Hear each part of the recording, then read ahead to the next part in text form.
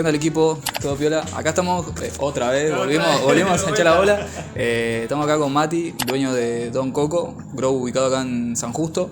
Y nada, vamos a aprovechar que tenés unos conocimientos grandes en cultivo, ya muchos años. Me comentabas que sos Grow Master, ¿lo dije bien? Sí, Master Grower. Master Grower, otra vez. Sí, hago cruces y todo eso. Sí, hice curso con ingenieros agrónomos, después con los chicos de Educa.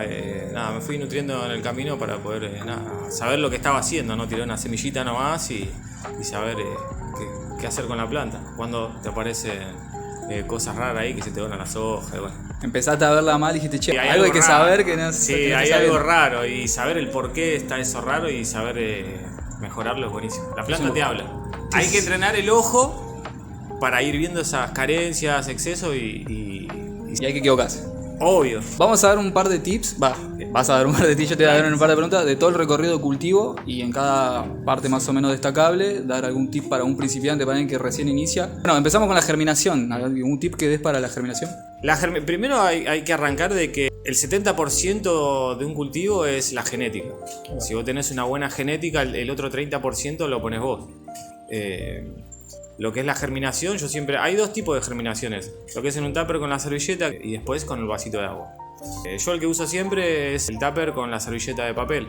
Es un quilombo dejar un vasito de agua en un placar, ¿no? Sí, tenés que dejarlo un tiempito y la semilla que se hunde es la buena, la que queda flotando, pero bueno, eso le podés tirar unas gotitas de agua oxigenada y eso te ayuda. Pero el tip que yo siempre tiro es el tupper con la servilleta de papel, la pones en columnada, regás un poquito con un aspersor, pones otra, regás y lo pones, en vez de ponerlo plano, lo pones paradito así. Entonces, ¿qué hace eso? Que el agua decante para abajo y la raíz quede bien derechita. Entonces, cuando vos la vas a plantar, es un palito la raíz y no tenés que andar con la otra que parece un plato de fideo que por ahí la separás, ¿viste? Entonces, claro, y aclimatizarla la semilla. Porque vos ya desde que nació la estás aclimatizando para pasarla al indoor. Arriba del deco o algo que le dé calorcito que tenga unos 24, 25 grados. Entonces vos ya la semilla la estás aclimatizando. Es como cuando éramos chicos, no sé, ¿te acordás de hacer el que hacía germinar el poroto? Sí, ¿no? con el papel secante. Claro, sí. con el... Bueno. Es lo mismo. Lo que es la primera etapa y vegetación, como para... Ya germinó, la planté. Tenés que ver para qué va orientado el cultivo. ¿Querés que hacer que una planta sea más resinosa? Bueno, ¿para dónde vas a apuntar? Si para pisarla, para fumarla, para hacer aceite. Siempre los trasplantes. Los trasplantes con un buen sustrato para que la planta ya de chiquita. Si vos agarrás una maceta, no sé, te germinó y la mandaste en una maceta de 30 litros, no, porque ¿qué va a hacer la raíz? Vos vas a regar y va a estirar porque el agua va a estar abajo y no va a proliferar todas las raíces, o sea, no va a colonizar toda la maceta. Entonces siempre los trasplantes, empezás con macetita chiquitita de 3 y así la vas pasando para que colonice y tenga un núcleo de donde la planta agarrarse. Y obviamente en el sustrato poner micorriza y tricoderma, que son hongos benéficos, para que después más adelante no te agarre el pitium, que te mata te la hace bosta. A lo primero, siempre cuando vos, que tenés la semilla está germinadita, todo, agua sola, porque ya la misma semilla ya trae nutrientes para que la planta crezca. Se va a alimentar de luz para poder crecer y sacar materia vegetal. ¿Sí? O sea, cuando vos la pones en el indoor, que sea separadita, alta, no tan cerca, porque si tenés una luz muy fuerte te lo puede quemar. Bien.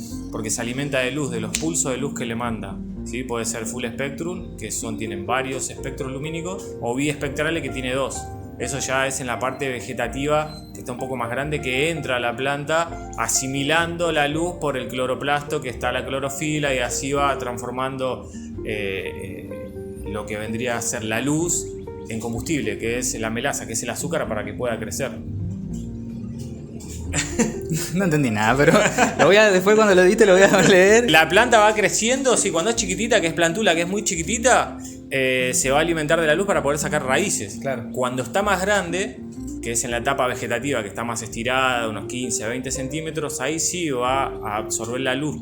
Como te digo, el cloroplasto adentro tiene clorofila. La clorofila, que hace que rompa la partícula de CO2 y lo transforme en azúcar. ¿Vos recomendás trasplantes? Sí, mínimo 3 trasplantes. Y ahí ves si lo dejas en macetita de 10, de 5, de 15, de 20, pero siempre 3 trasplantes seguro. Y en cada trasplante agregar micorriza, tricoderma, sea líquido o en polvo. Una vez que vos la sacás del tupper, yo te diría que la ponga en una macetita chiquitita, de 3,7, chiquitita. Claro. Para que ella misma genere un núcleo y colonice toda esa macetita. Una vez que colonizó, y es como se decía antes, que le queda chico el zapato, que vos la ves que la planta superó el tamaño de la maceta, cambialo. ¿Por qué? ¿Qué pasa? Te va a empezar que la soja, por más que la regues, se va a caer. ¿Por qué? Porque necesita más espacio. Si lo vas a mantener solo en el indoor, para mí, yo creo que una maceta ya de 20 ya estaría bien. Porque la planta no crece solamente vertical, crece horizontal. Claro. Entonces, si vos la pasás en una maceta de 80 litros, que es gigante, en un indoor chiquitito, no, olvidate. Fertilizantes y preventivos. Si está en la etapa vegetativa, normalmente absorbe más nitrógeno, dependiendo del pH. El pH y la electroconductividad. ¿Eso recomendás medir siempre? Sí, medir, porque el pH es una llave que es para las raíces para que entren los nutrientes. Si vos no medís pH ni electroconductividad, se te hace un estancamiento de sales abajo de la maceta y la planta no lo absorbe. Si se empieza a amarillentar de abajo para arriba es porque le está faltando nitrógeno y te está pidiendo. Ahora, las hojas están amarillas arriba y abajo están verdes, quiere decir un bloqueo de raíces y puede venir por eso, por el estancamiento de sales y te quema las raíces. Tanto el pH como la electroconductividad, como la luz, como la ventilación, la humedad, es todo un conjunto. Vos en el indoor, si estás en indoor, te tenés que transformar en aire, tierra, agua, todo. ¿Para qué? La planta tiene unos estomas, que es como la nariz de nosotros, respiramos. Si vos tenés una temperatura muy alta y la humedad muy baja en etapa vegetativa, por ejemplo, esos estomas se cierran. ¿Qué hace la planta? Al cerrarse no puede transpirar. Y si no transpira, no transforma esto que te estoy diciendo, no hace la fotosíntesis correctamente. Entonces decís, bueno, no me crece la planta. ¿Por qué no te crece? Bueno, mediste la temperatura, la humedad.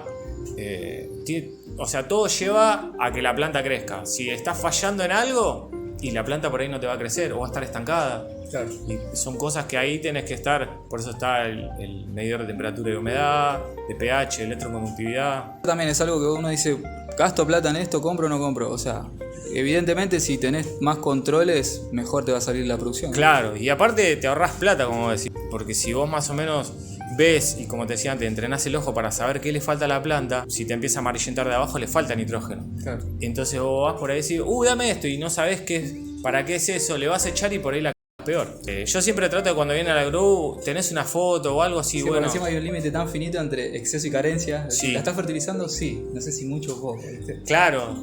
Hay igual, como te digo, si vos la mirás a la planta te habla. Antes de que venga un exceso de nitrógeno y se te pongan las hojas en garra, la planta te muestra antes. Se te vuelve mucho más oscura, parece menta la hoja. Y los nervios de la hoja empiezan a resaltar más. Eso te está diciendo pará con el nitrógeno porque te está zarpando. Claro. La próxima que es hojas en garra y ya ahí tenés que hacer un lavado, tenés que hacer un flush porque la estás intoxicando a la planta. Antes prevenir que curar. Tal cual. Para vos llegar a un preventivo y que tenés una plaga en el indoor es porque algo está fallando ahí. Si te vas al joraca con la humedad y lo más probable es que te salga alguna botrytis, algún hongo. Pero el preventivo antes, el mejor preventivo es mantener siempre las condiciones climáticas dentro del indoor joya para que no te aparezca eso. Te puede pasar que sí, un día se te fue la temperatura muy alta, abriste el indoor y justo tenías la ventana y te entró un trips, bueno, mala suerte, ahí sí preventivo. Claro. Pero lo ideal sería no echarle nada y tratar de que la planta sea más resistente a plagas. Por ejemplo, si vos le echás silicio, el silicio lo que hace, te engorda los tallos, pero a la vez el silicio es parte de su defensa de la planta. ¿Qué hace el silicio? Si vos le echás silicio, o sea, en las hojas le hace como si fuera capitas, no sé cómo decirlo, como un escudito, espejitos se hacen. ¿Para qué? Para que cuando venga la plaga, picotea ahí y no llegue a la célula de la hoja. Como un escudo que le hace a las hojas arriba, como una protección.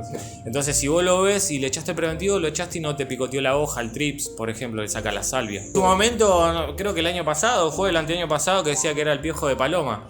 No era, eran trips. Era trips, pero una plaga de trips. Mató un montón de plantas los trips.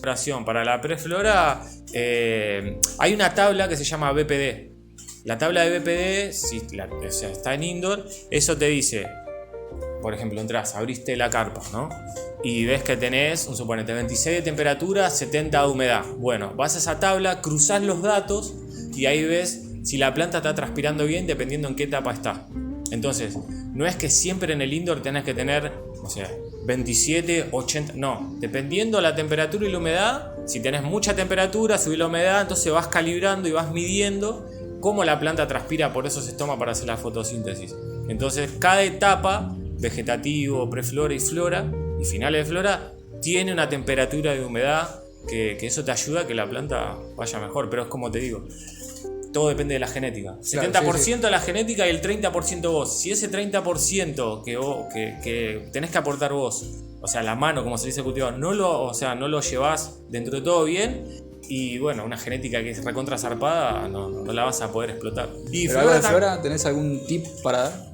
Flora, si vamos siempre partiendo del indoor. Afuera, bueno, el clima que toque, ¿no? Claro. Y ahí bajarle el nitrógeno un poco porque se va a alimentar más de fósforo y potasio. Lo que pasa es que si te zarpás, viste, como todo, le agarra la ansiedad. Sí. Mandale. Que engorde el cogollo. explote. No, el potasio en dosis grandes la intoxicás también, Claro. como la intoxicás con el Todo. nitrógeno. Exceso, bueno. Afuera, por ejemplo, cada 15 días yo recomiendo, porque si no saturás el suelo, fertilizar. Porque ahí está todo vivo. Claro. Micorriza, tricoderma, está todo vivo, y si vos fertilizás siempre, saturás el suelo. Y después en el indoor, tratar de mantener la temperatura que es para floración. También la planta te hace un stretching, que quiere decir que se estira. Claro. Ahí puedes jugar un poco con la temperatura, por ejemplo afuera. En invierno, porque dice que no podés tirar afuera. Pero ¿qué hace la planta? No crece mucho. Bueno, en el indoor, para que no se te estire mucho, en la preflora puedes hacer lo mismo. Puedes bajar la temperatura, que sea más frío, y que hace, para un poco el crecimiento, pero igual flora, para que no se te vaya a cada altura y después no tengas que hacer podas o hacerle cropping, super cropping. La planta necesita esa reserva de nitrógeno que vos le estás dando una semana después que la pasaste de preflora para hacer el stretching. Claro. Pero ¿qué pasa? Si vos tenés una planta, unos 60 centímetros, no sé, ponele, y la pasaste a preflora y tiene una temperatura 25, 27 grados que hace calor, la planta va a pegar ese estirón zarpado. En cambio, si vos le bajás la temperatura, se va a quedar petiza y va a florar igual. Y los tallos van a quedar más copado. Sí, va a aguantar más el peso. Toda la dieta que vos le das a la planta, la estructura que vos le haces con las podas, eso va a los resultados final. Claro. El tema podas. El tema podas depende para dónde vos apuntes. Claro. Hay muchas podas, el apical, el super cropping, todas las ramitas para que no se te vaya para arriba. Lo que pasa que la planta crece como un pinito. Claro. Bueno, en la punta ahí, en el apical, hay una hormona que se llama auxin, que es la hormona de crecimiento. Cuando vos haces el apical, la planta se revoluciona hormonalmente y por eso empieza a tirar esa hormona para todos lados y ves que le crece. Hay una técnica que se llama myelining, que ya de chiquitita le va sacando varias puntas y cuando está grande es toda una copa llena de puntas, como la copa y petiza. Sí. O sea, por ahí querés tener una sola planta, no sé, en un indoor grande 2x2, una maceta de 80, y le empezás haciendo myelining, y cuando creció, que exploró todo, tenés una planta gigante. Pones unos scroll ahí. Exactamente, la haces scroll todo y la vas llevando. Pero hay varios tipos de podas. En lo que es la cosecha, ya la última etapa, hice todo bien. Llegué a la cosecha. Esa es la parte más importante. Esa es la parte más importante. ¿Qué Pudiste hacer todo bien, pero si le erraste en el secado, en el curado, todo. Y vos imagínate que cagaste alguien que es principiante, le costó llegar a las flores, ya llegó y llegó a la cosecha, y ahí dice, ¿y ahora qué hago? Lo importante es dónde lo vas a secar y en qué etapa estás, si en invierno o en verano. Claro. Si vos ves que, bueno, cortaste ahora y querés secar en una habitación y hace mucho calor, bueno, lo que yo recomiendo es cortar la planta entera, sacarle las hojas satelitales y cortarle de cabeza y no sacarle las hojitas de azúcar, porque eso te va a mantener más humedad. Claro. Entonces no se te va a secar tan rápido y no va a quedar todo hecho arenilla cuando vos lo picas. Claro. Sí, manipularla toda bien y colgarla con un ventilador que no le dé directo, porque si no te va a arrastrar todo terpenos, te lo va a arrastrar. Y aparte los hongos. Si vos, no sé, tenés 3-4 plantas, las colgás, va a transpirar humedad eso, va a generar más humedad. Esa humedad te puede agarrar un fusarium, un hongo, y fuiste, te arruinó todo. Si tenés el ventilador y te agarra mucha humedad, va a volar la espora de ese hongo a todos los cocos y te va a contaminar todo, y una cosecha fuiste. Perdida. Siempre cuando yo lo seco, por ejemplo, 18 de temperatura, 18 de temperatura y 50, 55 de humedad. Si te pasás ya más de humedad, te van a aparecer hongos, seguramente. Es muy poquito el límite, ¿viste? De que te aparezca hongos y no te aparezca. Normalmente cuando son muy índicas, que son muy abultados, muy apretados, ahí es cuando... Ahí hay que tener mucho ojo, sí. Sí, porque transpira mucho la planta cuando está secando. Ese es el tema. Sí, aparte indica suele tirar más Sí. tricó. Sí, depende también el punto donde lo cortás. ¿Estás transparente, lechoso o ámbar? Bueno, entre medio de esos tres hay otros. Se dice que el punto máximo que la planta está en THCA, que es ácido, es cuando están todos lechosos. Blanquito. Entonces, ¿qué haces? Cuando vos lo cortás ahí, lo vas a secar, la planta se sigue degradando, el tricoma. Entonces, ahí tenés que ver el punto, como te decía antes, ¿dónde lo querés cortar vos? ¿Qué querés hacer con eso? Claro. Pisarlo, fumarlo, hacer aceite. Cuando está más ácido es cuando pega más acelerado. Cuando está más degradado, que dice todo ámbar, ya no es THC, sino es CBN. Se está oxidando. Entonces, por eso decís, como una planta por ahí resativa, la dejé, está toda ámbar, la fumé y me pegó para abajo, porque ya se degradó. No es THC, es CBN. Bien, ya vimos un recorrido por todo el cultivo y bastante tips. ¿Algún tip que vos quieras dar en lo que es cultivo principiante, alguien que recién arranca, que dice, che, no tengo ni idea por dónde arrancar o lo que sea? Y que si viene al grow, tratar de guiarlo desde el principio a fin para que justamente no gaste plata de más. Un montón de problemáticas que te pueden llegar a surgir durante todo el tiempo, o sea, Sí. no hay un método preciso. No hay un método preciso, no hay. Cada uno, como te digo, tiene su librito para poder cultivar y bienvenido sea, yo estoy con todos. O sea, che, qué bueno, ¿cómo hiciste esto? ¿Cómo hiciste esto? No, le bajé el pH y el pH hizo que me cambie el color del coco. Claro, eso de lo qué bueno. sí, consulta, decir, che, ¿cómo quiero esto? Claro. Todo. Podés aprender de todos, podés aprender de hasta el principiante, el que viene años cultivando, siempre. Y nunca, lo que yo digo, el sol sale para todos, mucho amor a la planta y aprender de todos. Qué locura, Mati. Bien, ahí cerramos con eso. Gracias, Mati, por tu tiempo, por esta masterclass. No, gracias a ustedes. Y nada, dejamos todas las redes, dejamos todo para que sigan acá y si tienen alguna duda o algo de cultivo, se pasan por acá. Sí, de una. Gracias. Mati. Gracias a la banda. Bien ahí.